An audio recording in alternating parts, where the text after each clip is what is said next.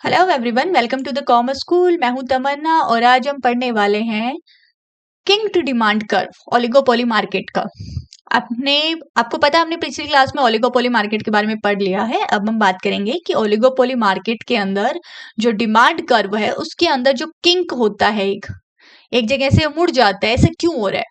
उसके अलावा price rigidity से आप क्या समझते हो और ये कैसे अफेक्ट करता है डिमांड कर्व को, हम ये भी कवर करें। चलिए शुरू करते हैं। सबसे पहले आपको पता होना चाहिए कि 1939 में एक अमेरिकन इकोनॉमिस्ट थे, पॉल स्वीजी। उन्होंने क्या किया, एक कन्वेंशनल एक अजीब सा एक डिमांड कर्व जो अलग था, थोड़ा हट करके था, वो प्रोवाइड किया हमें, जिसको उन्होंने बोला किंक्ड डिमांड कर्व। और इससे उन्होंने क्या किया, जो प्राइस रिजिडिटीज होती है उनको एक्सप्लेन किया इस कर्व के थ्रू। उन्होंने बताया प्राइस रिजिडिटीज के बारे में। सबसे पहले आपको पता होना चाहिए किंक क्यों होता है डिमांड कर्व के अंदर। किंक क्या होता है, देखिए, मान लीजिए ये डिमांड कर्व है, ये यहां से आ रहा है और यहां आकर यहां तक आया, ये इस पॉइंट तक, और यहां आकर ये सीधा हो गया, मुड़ गया, ये स्लोप इसकी चेंज हो गई। ये जो चेंज आया इस पॉइंट के बाद, ये चेंज क्यों हुआ, ये पॉइंट ही क्यों आया जहां से डिमांड कर्व की स्लोप एकदम से चेंज हो जा रही है, ऐसा क्यों?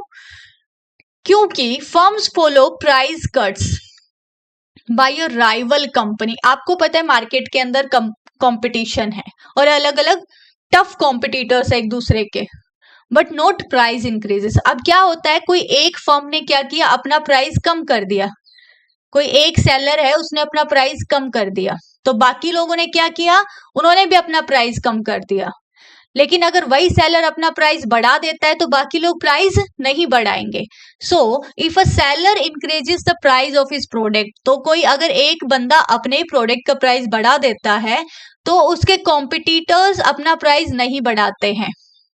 इसीलिए क्या होता है, मार्केट शेयर या सेल्स होती है फर्म की, वो बहुत ज्यादा कम हो जाती है। जितना एक्सपेक्ट किया जाता है प्राइस बढ़ाने से, डिमांड थोड़ी सी कम हो सकती है, लेकिन क्योंकि उसने प्राइस बढ़ाया और बाकी लोगों ने अपना प्राइस नहीं बढ़ाया, तो कस्टमर क्या करेगा, उससे जाके खरीदेगा सामान जिन लोगों का प्राइस कम है।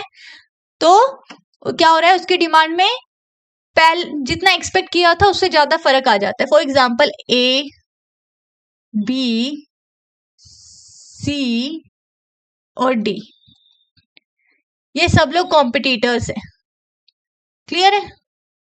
तो इनका प्राइस मान लीजिए ए 10 रुपए का सामान बेच रहा है, बी भी 10 का, सी भी 10 का और डी भी 10 रुपए का ही सामान बेच रहा है।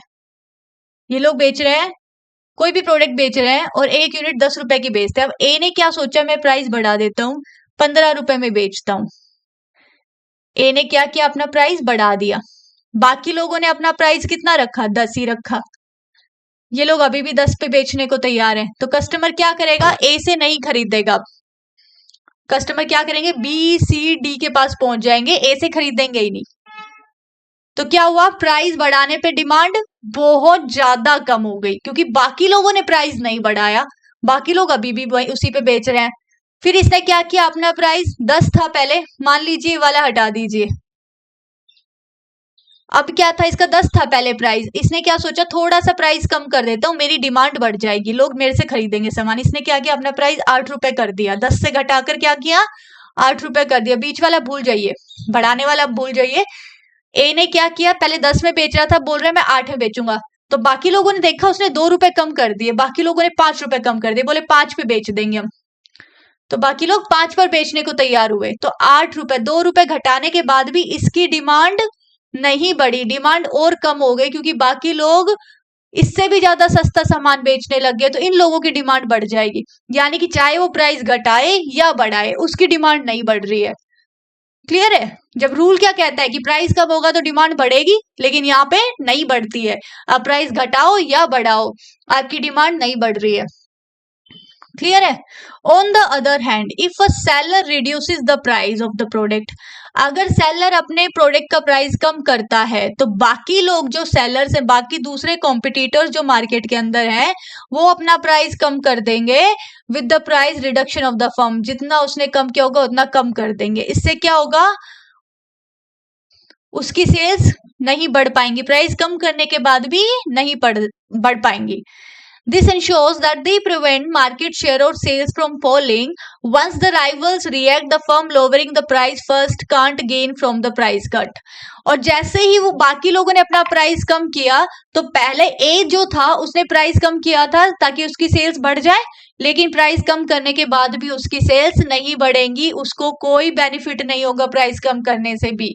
इसीलिए क्या हो जा रहा है, डिमांड कर्व में किंक आ जा रहा है। वो डिमांड कर्व वो जो रूल था ना वो वाला फॉलो नहीं कर पा रहा है कि प्राइस कम होने पर डिमांड बढ़ेगी, प्राइस ज्यादा होने पर डिमांड घटेगी, वो रूल फॉलो ही नहीं कर पा रहा है demand curve.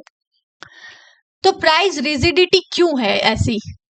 A firm can't gain or lose by changing its price from the prevailing price. अब ओलिगोपोली मार्केट में क्या है, कोई भी फर्म प्राइस कम या ज्यादा करके अपना फायदा नहीं करा सकती।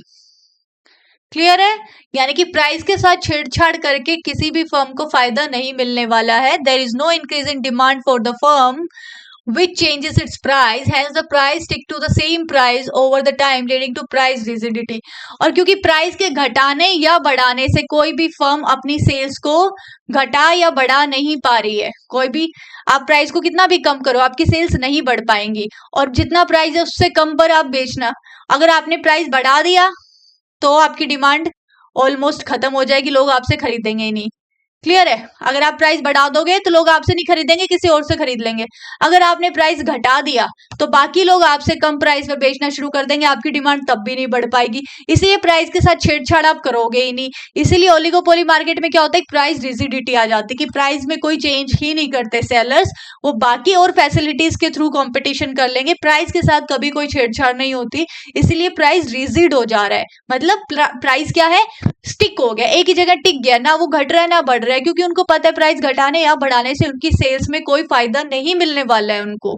इसीलिए एक रिजिडिटी आ जाती है प्राइस में, फ्लेक्सिबल नहीं है प्राइस की, इजीली चेंज हो जाएगा। प्राइस ऑलमोस्ट चेंज नहीं करते हैं ओलिगोपोली मार्केट में। तो ये देखिए किंक्ड डिमांड कर्व ऐसा दिखता है।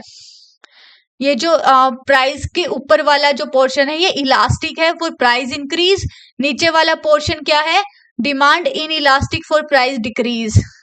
अगर आपने प्राइस कम किया तो आपकी डिमांड नहीं बढ़ेगी, क्योंकि बाकी लोग आपसे कम प्राइस पर बेचना शुरू कर देंगे और उनकी डिमांड बढ़ जाएगी, आपकी फिर भी नहीं बढ़ेगी। क्लियर है? इसीलिए इसके अंदर एक किंक रहता है यहाँ पर, जहां से इसका आधा हिस्सा डिमांड इलास्टिक है प्राइस इंक्रीज करने पे, और उसका निचला हिस्सा क्या है, demand in elastic for price decreases. ये वाली शेप रहती है हमेशा किसकी, ओलिगोपोली मार्केट के डिमांड कर्व की। तो मैं उम्मीद करती हूँ आपको ये कॉन्सेप्ट समझ आया होगा कि किंक्ड डिमांड कर्व क्या होता है और ओलिगोपोली मार्केट में ही ये डिमांड कर्व क्यों ड्रॉ किया जाता है। I hope you guys like this video. इसके अलावा अगर कोई डाउट्स होंगे या अगर आपके कोई क्वेश्चंस होंगे तो आप कॉमेंट सेक्शन में मुझसे पूछ सकते हैं। Thanks for watching, bye bye.